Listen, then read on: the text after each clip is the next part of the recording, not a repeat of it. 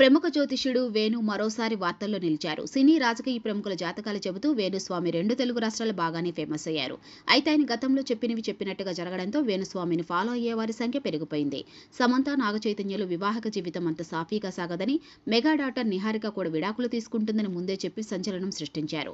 Rebel star Prabhas, Radhe Shyam, Adipurush సినిమాలు flop అవుతాయని ముందే చెప్పి సోషల్ మీడియాలో ఫుల్ పాపులారిటీని సంపాదించుకున్నారాయన.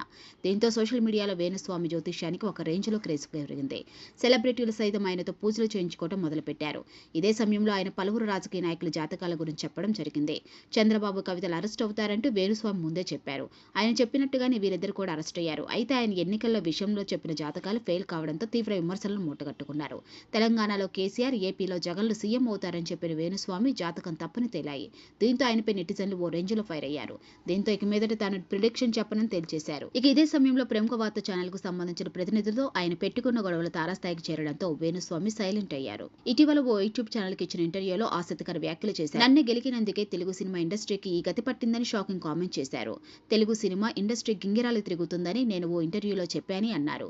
ఒక పెద్ద హీరోకి సంబంధించి కన్వెన్షన్ ను కూలగొట్టడం, దేశానికి పేరు తెచ్చిన డైరెక్టర్ ను టార్చర్ పెట్టడం, ఒక పాన్ ఇండియా హీరోని ఒకరోజు జైల్లో పెట్టడం, సీనియర్ నటుడు మోహన్ బాబు ఇంట్లో గొడవలు, ఇలా 4 పెద్ద ఇన్సిడెంట్లు ఏడాది ఇండస్ట్రీలో జరిగాయి. గతంలో ఇన్ని సంఘటనలు ఎప్పుడూ జరగలేదు. ఇవన్నీ జరుగుతాయని నేను ముందే చెప్పా. ఇంకా చాలా జరుగుతాయని ఆయన తెలిపారు.